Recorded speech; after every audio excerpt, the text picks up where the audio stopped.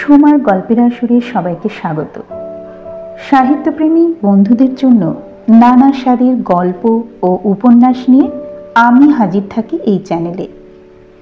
আজ পড়ব আনন্দবাজার পত্রিকার রবিবাসরীয়তে প্রকাশিত সৌভিক দাসের ছোট গল্প অনুবাদে তনুবদল। গল্পটা শুনে তোমাদের কেমন লাগলো তা অবশ্যই কমেন্ট করো, আর ভালো লাগলে লাইক শেয়ার করতে ভুলো না। তোমাদের লাইক, শেয়ার এবং কমেন্ট আমাকে নতুন নতুন গল্প শোনাতে উৎসাহিত করে। শুরু করছি অনুবাদে তনুবদল। কপালে থাকলে অশোক বনে চেরিও ফোটে। লাইব্রেরির সেলফে রক্তলাল রোমাঞ্চ গ্রন্থাবলীর মাঝে হঠাৎ এমন গোলাপি প্রচ্ছদের রম্য গ্রন্থ মিলে যাবে আশা করেনি হিমিকা। এক পাশে গোয়েন্দা কিরিটির রোমহর্ষক রাত নিঝুম, অন্য পাশে ঘুম নেই, মাঝে দুম করে দুর্লভ গ্রন্থ the owl in the attic and other perplexities, অর্থাৎ চিলে কোঠায় পেঁচা এবং অন্যান্য হ্যাপা। তার নিঝুম রাতে পেঁচায় যদি চিলে কোঠায় চেঁচায় এবং জীবনে যদি অন্যান্য হ্যাপা থেকে থাকে, তাহলে কোন খ্যাপায় ঘুমোতে পারে? এরকম নামের 3টে বইয়ের তো পাশাপাশি থাকার কথা। ইংরেজি বইটি হাতে তুলে নিল হিমিকা। লেখক জেমস থারবার। বারবার হাত বদলের ইঙ্গিত বইটির দশায়। তবে মাকড়সার জাল বলে দিচ্ছে অনন্তকাল ধরে এ বই স্পর্শাভিলাষী। লাইব্রেরির এই অংশে সত্যান্বেষীদের অন্বেষণে আসা পাঠকের কাছে বইয়ের নামেই তো বিধিবাম। কিন্তু হিমিকার কাছে থ্রিলারের মাঝে কমেডির ফিলার মন্দ নয়। বইটি নিয়ে পাঠগৃহের নিভৃত কোণে মোমেন্ট খুঁজে নিল হিমিকা। কিন্তু ফিলারের মধ্যে যে এভাবে থ্রিলার ঢুকে যাবে তখনও সে ভাবতে পারেনি। হালকা খিদের চোটে সবেমাত্র মুখে পুড়েছে একটা বিস্কুট। 10ম পৃষ্ঠায় ফিনফিনে কাগজের 2 ভাঁজ করা একটা চিরকুট। বিস্কুটটা টপ করে মুখে পুড়ে চিরকুট হাতে তুলে নিল হিমিকা। ভাবল কোনো পাঠকের গ্রন্থ সংক্রান্ত টিকা। কিন্তু চিরকুটের লেখাটা পড়েই চিরতা গেলা মুখে টুক করে বই এবং চোখ দুটোই বন্ধ করল। অন্যের চিঠি না বলে পড়ে ফেলা জীবনেই প্রথম। বঙ্গলিপির ব্যবহারে স্বল্প শব্দে লেখা প্রেম লিপিকা। অনুমান করাই যায় এই বইয়ের শেষ পাঠক এটিকে পৃষ্ঠা নির্ণায়ক হিসেবে ভুলবশত ব্যবহার করে ফেলেছিলেন। কিছুটা দোনামোনা সত্ত্বেও বইটি বাড়ি নিয়ে আসে হিমিকা, কারণ বইটির দুর্লভতা। তাছাড়া ওই চিঠিটি উপেক্ষা করলেই তো হলো। কিন্তু দুপুরে নিজ কক্ষে শুয়ে বইটি পড়া শুরু করতেই অনুমান ভুল প্রমাণিত হলো। বুকের ওপর ধরা গ্রন্থবৃক্ষের বিভিন্ন অধ্যায় শাখা থেকে শরৎ শিউলির মতো আরও বেশ কয়েকটি চিঠি ঝরে পড়ল। এতগুলো চিঠি দিয়ে কেউ পেজ মার্ক করবে? অসম্ভব। তাহলে এই চিঠিগুলো বইয়ের খাঁজে রাখার উদ্দেশ্য? কৌতূহল শাসন করতে না পেরে হিমিকা চোখ বন্ধ করে চিঠিগুলো পড়ে ফেলল। চোখের পাতায় শুধু হালকা একটা ফাঁক রাখল। ওটাকে চোখ বন্ধ রাখাই বলে। পুরুষ যিনি লিখছেন তার লেখাগুলো কষ্ট করে হলেও বোঝা গেল। তিনি অনুভূতি প্রকাশের সমানেই দুরূহ গণিত ব্যবহার করেছেন। যেমন, এই 1 সপ্তাহ বারবার তোমার সঙ্গে চোখাচোখি হচ্ছে, সেটা দৈবাত হওয়ার প্রবাবিলিটি লো, তাই মনের মধ্যে তোমার প্রতি এক পাই অনুভূতি জেগেছে। কথা বলার সুযোগ হচ্ছে না, কারণ তুমি বান্ধবী সার্কেলের সেন্টার হয়ে রয়েছ। অনেক কষ্টে হিমিকা বুঝল পায়ের ব্যবহার ইরেশনাল বোঝাতে। মহিলার চিঠিগুলি সম্পূর্ণ দুর্বোধ্য। পুরুষটির দ্বিতীয় চিঠিতে তার কারণটিও লিপিবদ্ধ। ভারতকে উত্তর বাই দক্ষিণ এরকম একটা ফ্র্যাকশন ভাবলে তোমার যদি নিবাস যে ডিনোমিনেটরে, সেটা তোমার লিপি থেকে বুঝতে পারছি। লিপিটি কি তামিল? উত্তরের খোঁজে চিঠিগুলিতে আধ বোঝা চোখ বোলালেও মনের জমি জবরদখলে উত্তরের থেকে প্রশ্নই এগিয়ে থাকলো। পুরুষটি যে প্রেমে হাবুডুবু সে তো চিঠি থেকে স্পষ্ট। মহিলার মনের ভাব তার দক্ষিণী ভাষায় মুখ লুকিয়ে। যদি তার মনেও পুরুষটি সম্পর্কে অনুভূতি না থাকে তাহলে সব চিঠির উত্তর দেওয়া কেন? দুজনের এত প্রেম থাকলে সমানে নিজেদের ভাষায় চিঠি লেখালেখি কেন? পুরুষটির শেষ চিঠিতে প্রশ্ন। পত্র বিনিময় বাড়ছে এরিথমেটিক প্রোগ্রেশনে, কিন্তু কথার আদান প্রদান সংখ্যায় আজও আর্যভট্টের আবিষ্কারে পড়ে আছে। তোমার কাছে কি আমার ভালোবাসার রেসিপ্রোকালিটি রয়েছে? দুটোকে মাল্টিপ্লাই করে আমরা কি জীবনে এক হতে পারি? এর উত্তরও তা মিলে, এবং তারপর দুম করে চিঠির আদান প্রদান বন্ধ। গল্পের শেষটা কমেডি না ট্র্যাজেডি? কি হলো, চা খাচ্ছ না যে? জুতোর শুকতলা ধোয়া জলের মতো খেতে হয়েছে? আমার স্ত্রী বেঁচে থাকলে চায়ের স্বাদ জব্বর হতো। খুব তাড়াতাড়ি চলে গেল অনামিকা। ছেলে মেয়েও বিদেশে। বহুদিন আমি একলা মানুষ, কাজ চালানোর মতো চা বানাই। নুন মরিচ চুলের জয়দীপ বললেন হিমিকাকে। হিমিকা একবার জয়দীপবাবুর পিছনের দেওয়ালে তাকালো। দেওয়াল জুড়ে ওর স্ত্রীর যুবতী বয়সের ফটোগ্রাফ। সাদা কালো ছবিতে দুষ্টু চোখের রঙিন ঝিলিক। মাঝ হাসিতে ক্যামেরাবন্দি হয়েছেন তিনি, কিন্তু ফটোগ্রাফারের অনুরোধ রক্ষার হাসি নয়, স্বতঃস্ফূর্ত। কুঁচকে যাওয়া চোখের কোণগুলো ভীষণভাবে জীবন্ত, যেন বলতে চাইছে, জীবনের মানে কি আর বছরে বিচার হয়? হাসির সংখ্যায় হয়। স্যার, জুতোর শুকতলা ধোয়া জল খাওয়ার সৌভাগ্য হয়নি আমার, কিন্তু আপনার তৈরি চা মন্দ নয়। তবে আবার কষ্ট করে চা বানাতে গেলেন। তুমি এত বড় একটা স্মৃতির ঝাঁপি ফেরত দিলে আমায়, একটু চাও অফার করব না? আমার স্ত্রী থাকলে চায়ের সঙ্গে টাও জুটত। C loved cooking. মানে আপনার প্রাক্তন প্রেমিকার চিঠি এনেছি দেখেও আমাকে ভালো মন্দ খাওয়াতেন? ওহো, এটা খেয়াল ছিল না। ভালো মন্দের বদলে তাহলে গাল মন্দের চান্সই বেশি ছিল। আমার বউ আবার কমল হাসানের প্রায় সবকটা সিনেমায় দেখেছে, কিন্তু একটা মনের কথা বলবো, ও গাল মন্দ করতো না। She was a gentle soul with modern outlook. এইসব ঈর্ষা টির্ষার অনেক ঊর্ধ্বে। আচ্ছা, একটা ব্যাপার বলো তো, তুমি হঠাৎ আমার ব্যক্তিগত ব্যাপারে এত উৎসাহী কেন? জয়দীপবাবুর প্রশ্নে কিছুটা অস্বস্তিতে পড়ল হিমিকা। কৌতূহলের তাড়নায় লাইব্রেরি ফিরে গেছিল সে। নিজের সাংবাদিক পরিচয়পত্র দেখিয়ে লাইব্রেরিয়ানকে জিজ্ঞেস করেছিল। একটা সময় এক মহিলা ও এক পুরুষ পর্যায়ক্রমে এই বইটি পড়তে নিচ্ছিলেন। তাদের নামগুলি জানাবেন? লাইব্রেরির বিগত 50 বছরের তথ্য এখন ডিজিটাল মাধ্যমে ঢুকে পড়েছে, তাই কিবোর্ডের কয়েকটা মাত্র খটাখট শব্দ সময় সরণি ধরে অনেকটা পিছনে নিয়ে গিয়ে নাম ঠিকানা তুলে আনলো মুহূর্তেই। সেই ঠিকানা ধরেই জয়দীপবাবুর বাড়ি পৌঁছে গেছে সে। জানত মোক্ষম প্রশ্নটি ধেয়ে আসবেই, তবু বিব্রত হলো। ওই যে বললাম, নিউজ পেপারে জাতীয় বিপর্যয়ের খবরগুলো কভার করতে করতে, হ্যাঁ, আমাদের চিঠিগুলোই জাতীয় বিপর্যয়ের কি আছে? না, মানে আমি বলতে চাইছি, জার্নালিজম করতে করতে আমি জাত কৌতূহলী, বজ্জাতও বলতে পারেন। লাইব্রেরির বই থেকে রোজ রোজ তো আর এরকম পত্রাবলী ঝরে পড়ে না। অবশ্য আপনি এ ব্যাপারে কিছু বলতে না চাইলে। Oh no, shoot. আপনার সঙ্গে পুষ্পাভল্লী দেবীর কথাবার্তাও কি একজন বাংলায় একজন তামিল? দূর, কথাই হলো না তালে গোলে। ইউনিভার্সিটির ইতিহাস বিভাগে স্টুডেন্ট এক্সচেঞ্জ প্রোগ্রামে এসেছিল 1 মাসের জন্য। চেন্নাইয়ের সেন্ট ফ্রান্সিস কলেজ ফর উইমেনের ছাত্রী। আমি গণিতের ছাত্র।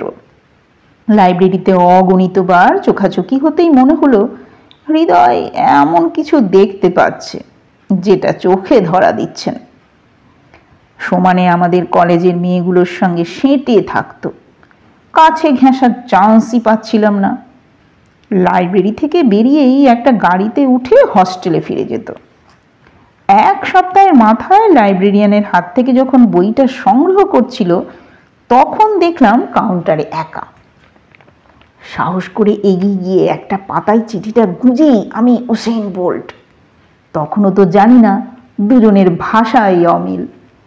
এতদিন দূরে বসে ওদের ফিসফিসি শুনেছি। উনি উত্তরীবার দিলেন কেন, তাও নিজের ভাষায়? আমার বন্ধু কার্তিকেয়ন চিঠিগুলো অনুবাদ করে দিত। কোনো চিঠিতেই জানায়নি ইংরেজিতে লিখত না কেন। আপনিও তো আশ্চর্য লোক মশাই, আপনি বাংলায় লিখতেন কেন? কলেজে আমার ইংরেজি ছিল দুর্বল, বাংলা মিডিয়ামে পড়েছি। মেসির হাতে ব্যাট ধরিয়ে বুমরার সামনে দাঁড় করিয়ে দেওয়া আর আমাকে ইংরেজিতে প্রেমপত্র লিখতে বলা তখন একই ব্যাপার। 3 নম্বর চিঠিটা থেকে ব্যাপারটার একটা মজাও পেয়ে গেলাম। নিজেদের স্বচ্ছন্দের ভাষাতেই লেখালেখি চলতে থাকুক, বুঝলাম ও কোনো বান্ধবীকে দিয়ে আমার বাংলা ট্রান্সলেট করাচ্ছে। বারবার উত্তর দিচ্ছে দেখে ধরেই নিলাম প্রেমটা দুতরফা। উনি বান্ধবীকে দিয়ে অনুবাদ করাচ্ছিলেন না বন্ধুকে দিয়ে? সেটা তো খোঁজ নেই। প্রেম কিন্তু দুতরফাই ছিল।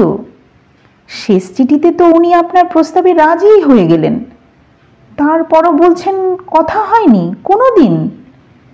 দাঁড়াও, কি বলছো তুমি? ও তো আমার শেষ প্রশ্নের উত্তরই দিল না। পুষ্পাভল্লী দেবীর শেষ চিঠিটা জয়দীপবাবুর দিকে এগিয়ে দিল হিমিকা। বলল, এতে লেখা আছে ইন্নুম অরুমানি নিরাত্তিল অনিল আন্নান ক্যান্টিন ইলা শান্দিকাল্লাম। অর্থাৎ 1 ঘন্টার মধ্যে আমরা অনিলদার ক্যান্টিনে দেখা করতে পারি। জয়দীপবাবু চিরকুটে চোখ বোলালেন, আজও ভাষা বুঝলেন না। তুমি শিওর এতে এটাই লেখা? হ্যাঁ, কার্টসি গুগলের ইমেজ ট্রান্সলেটর। কিন্তু এই চিরকুট পেলে কোথায়? অন্যান্যবার বইটা কাউন্টারে জমা দিতে যাওয়ার পথে আমার রিডিং টেবিলের পাশ দিয়ে যেত, প্রচ্ছদে 2বার নখ দিয়ে টরে টক্কা করে মেসেজ পাঠাতো। আমি পড়িমড়ি করে ওর পিছনে গিয়ে দাঁড়িয়ে পড়তাম আর বইটা আমার নামে ইস্যু করে নিতাম। সেদিন নো টরে টক্কা, শুধু হেসে চোখের দুটো পাতা বন্ধ করলো। ব্যাস, হাত পা কেমন অবশ হয়ে গেল। কাউন্টারে পৌঁছতে দেরি হলো। আমার টার্ন আসতে লাইব্রেরিয়ান ছোকরা বলল বইটি একজন নিয়েছে। কে নিয়েছে নাম বলল না। তর্কাতর্কি করে লাভও হলো না। টেবিলে ব্যাগ ট্যাগ ফেলে ছুট লাগালাম। পুরো ক্যাম্পাস জুড়ে খুঁজলাম। ভোজবাজির মতো হাওয়ায় মিলিয়ে গেছে পুষ্পাভল্লী। পরে জেনেছি সেদিন ছিল আমাদের কলেজে ওদের শেষ দিন। বিকেলের ট্রেনে চেন্নাই রওনা হয়ে গিয়েছিল। কুয়াশার নীরবতা নামলো ঘরে। পরে হিস্ট্রি বিভাগে খোঁজ করেননি? ফোন নম্বর, ঠিকানা? না, প্রচণ্ড অভিমান হয়েছিল। অনিন্দার ক্যান্টিনে একলা অপেক্ষা করতে করতে ওরও নিশ্চয়ই খুব অভিমান হয়েছিল। বইটার খোঁজ করেছিলেন পরে? করেছিলাম। ছোকরা বলল যে নিয়েছিল সে আহামক বই হারিয়ে ফেলে ফাইন জমা দিয়েছে। পুষ্পাভল্লী চলে যাওয়ার পর কিছুদিন খুব মন খারাপ ছিল। তারপর পরীক্ষার চাপ, চাকরি পাওয়া, মধ্যবিত্ত পরিবারে মা বাবার আবদারে কলেজেরই একটি মেয়েকে বিয়ে করে ফেলা, সবই ললাট লিখন। যাই হোক, আমার কোনো আফসোস নেই।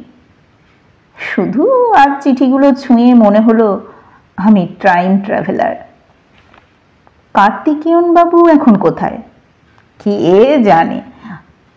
তোমার কি সন্দেহ হয় সেই আহাম্মক বইটি হারায়নি?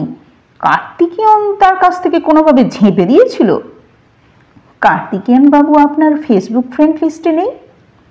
ফেসবুক? খুব একচোট হাসলেন জয়দীপ। আমরা 80s কলেজ পড়ুয়া, 10 বছর আগে জন্মালে সমাজ পাল্টানোর স্বপ্ন নিয়ে মরতাম, আর 10 বছর পরে জন্মাল্লায় মোবাইলে চোখ রেখে পথ চলতে গিয়ে। আমার ফোনটা দেখেছো? আনস্মার্ট। আমেরিকা থেকে মেয়ে আপেল পাঠিয়েছিল, অন্যের কামড় বসানো আপেল ছুঁইনি। বন্ধু তথা অনুবাদকের নাম টুকে নিয়ে চেয়ার ছেড়ে উঠে দাঁড়ালো হিমিকা। 40 বছরের পুরনো সেই মুহূর্তগুলো জঙ্গলের শুকনো পাতার মতো পড়ে আছে। আপনার অনুমতি নিয়ে একটু ঝড় তুলতে চাই। পাতাগুলো তছনছ হতে পারে। Go ahead. পুরনো কাসন্দির ঝাঁঝ মন্দ লাগছে না। দরজার কাছে গিয়ে হঠাৎ ঘুরে দাঁড়ালো হিমিকা। পেনের পিছনটা কপালে 3বার ঠুকে বলল, এই গোটা ঘটনাটায় একটা লোকের ভূমিকা মিস করে যাচ্ছি আমরা। হু ওয়াজ দ্য মিউট স্পেকটেটর? কে সে? বেশ ঔৎসুক্য নিয়েই প্রশ্ন করলেন জয়দীপ। হিমিকা হাসল, কোনো উত্তর দিল না। একটা সন্দেহ তার হয়েছে, কিন্তু তার আগে একবার পুষ্পাভল্লির সঙ্গে কথা হওয়া দরকার, না হলে কার্তিকেয়ন সম্বন্ধে জানা যাবে না। পুষ্পাভল্লির সন্ধান পেতে সময় লাগলো। বিশ্ববিদ্যালয়ের কাছে 40 বছর পুরনো এক্সচেঞ্জ প্রোগ্রামের কোনো রেকর্ড নেই। সেন্ট ফ্রান্সিস কলেজে কোনো ফোন করেও লাভ হলো না। একটু মাথা খাটাতে সেন্ট ফ্রান্সিস কলেজের প্রাক্তনী সংগঠনের সঙ্গে যোগাযোগ স্থাপন করা গেল। হিমিকা নিজের সাংবাদিক পরিচয় দিয়ে ইমেল করল, মিসেস পুষ্পাভল্লির সম্পর্কে জানতে চাই। উত্তর এলো, মিসেস নন, মিস, ওর ফোন নাম্বার। যোগাযোগ করল হিমিকা। প্রযুক্তির ব্যবহারে জয়দীপবাবুর থেকে অনেক বেশি সরগর প্রফেসর পুষ্পাভল্লি দেবী। অনলাইন ভিডিও কলে জানালেন ওর কাছে জয়দীপবাবুর হয়ে যে ওকালতি করেছিলেন কার্তিকেয়ন। তাতে জয়দীপের ভদ্র মার্জিত রূপটা জানতে পেরে দেখা করতে রাজি হন তিনি। নয়তো উত্তম কুমারের মতো হ্যান্ডসাম একজনের সঙ্গে চিরকুট আর চোখের চাহনিতেই ফ্লার্ট করা সীমাবদ্ধ রাখতে চেয়েছিলেন। উনি সেদিনও প্রেমে গদগদ সম্পর্কে বিশ্বাস করতেন না, আজও করেন না। খাতায় কার্তিকেয়ন নামটা কাটতে কাটতে হিমিকা মনে মনে বলল, যা, তাহলে বাকি রইল সেই বেটে ছোকরা লাইব্রেরিয়ান। পুষ্পাভল্লিকে জানালো, আপনার শেষ চিঠিটি হাতে পাননি মিস্টার জয়দীপ? আপনি হয়তো ক্যান্টিনে অনেকক্ষণ অপেক্ষা করে ওর ওপর রাগ করেছিলেন। অফকোর্স, কিন্তু শেষ চিঠি পেল না কেন? হয়তো লাইব্রেরিয়ান ছোকরার আপনাকে পছন্দ হয়েছিল, কিংবা জয়দীপবাবুকে ঈর্ষা। বই রেখে দিয়েছিল এমন সেকশনে যেখানে থাকার কথা নয়। কাকতালীয়ভাবে আমার হাতে এসে পড়েছে। That he was quite a normal guy. চুপচাপ নিজের কাজ করে যেত। লাঞ্চের পর ওর জর্দার গন্ধটা একটু অসহ্য লাগতো, এই যা। এটা তোমার একটা অ্যাবসার্ড সন্দেহ। ক্ষণস্থায়ী ডিজিটাল নীরবতার পর জিজ্ঞেস করলেন, আচ্ছা জয়দীপ আছে কেমন? সংক্ষেপে জানালো হিমিকা। কার্তিকেয়ন এবং লাইব্রেরিয়ান, এই জোড়া এলিমিনেশনের পর সে এখন বুঝতে পারছে তার সন্দেহটা হয়তো ভুল নয়। যা, তোমার এরকম গোয়েন্দা মার্কা অভিযান ব্যর্থ গেল। অস্থানে বই রাখাটার রহস্যই রয়ে গেল। খুব খানিকটা হেসে বললেন জয়দীপ। হিমিকা বলে, আপনি সেদিন বললেন না এক আহাম্মকের আপনাদের মেসেঞ্জার বইটি হারিয়ে ফেলা, পুষ্পাভল্লির চলে যাওয়া, তারপর চাকরি পেয়ে মা বাবার আবদারে কলেজেরই একটি মেয়েকে বিয়ে করে ফেলা, সবই ললাট লিখন। কথাটা ঠিকই, কিন্তু এই লিখন লিখেছে সেই যে বইটি শেষবার নিয়েছিল। সে বইটি হারায়নি, মিথ্যে বলে ফাইন দিয়েছে, তারপর গোয়েন্দা গল্পের তাকে লুকিয়ে রেখেছে। কোনো অজানা কারণে ধারাবাহিক চিঠিগুলো নষ্ট করতে তার মন চায়নি। সে শুধু চেয়েছিল সবটা একসঙ্গে হারিয়ে যাক। কারণ আপনি বা পুষ্পাভল্লী আপনাদের চিঠিগুলো নিজেদের কাছে রাখেননি, সবই বইটার মধ্যে জমা করেছেন। কখনো ভাবেননি হয়তো পুষ্পাভল্লীর বই জমা দেওয়া আর আপনার ইস্যু করার মাঝে কোনো অদৃশ্য হামলাদার আমছাড়া সবটাই গায়েব করে দেবে। উত্তেজিত হয়ে জয়দীপবাবু বলেন, তার মানে পুষ্পাভল্লীর পরে বইটা যে নিয়েছিল তার নামটা খুঁজলেই তো সব রহস্যের সমাধান। লাইব্রেরিয়ানের মুখে শোনা নামটা মনে পড়তেই গিলে ফেলল হিমিকা। মুখে বলল, নামহীন, মানে ওদের রেকর্ডে নাম নেই। বলে সে উঠে পড়ল। আমি আসি, বাড়ি ফিরে খুব এম্বারাসড ফিল করব। দুদিন মিলিয়ে আপনার অনেকটা সময় নষ্ট করলাম। অবসরের পর এই সময়ের দিক থেকে অন্তত আমি যথেষ্ট ধনী। নেই বলতে ছেলে মেয়ের কাছে বারবার উড়ে যাওয়ার দুটো ডানা। মাঝে মাঝে এসে বুড়োর সময়টা একটু নষ্টই না হয় করে গেলে। দরজা খুলে বেরোতে যাবে হিমিকা, জয়দীপ হঠাৎ উঠে দাঁড়ালেন। 1 মিনিট, গল্পের একটু বাকি রয়ে গেল মনে হচ্ছে না? অবাক হয়ে পিছন ফিরে হিমিকা দেখে সোফা থেকে উঠে দাঁড়িয়েছেন জয়দীপবাবু। দুচেককে ইউরেকা টাইপ আলো। তিনি বলে চললেন, আমার আগেই সেদিন যে বইটা নিয়ে গিয়েছিল সে চতুর অথচ সৎ।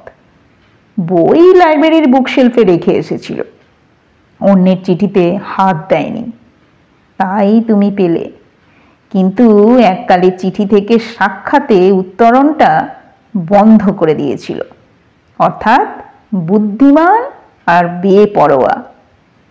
অনেকটা কারসাজি, কিছুটা বাজি। প্রেমে ও যুদ্ধে সব কিছুতেই রাজি।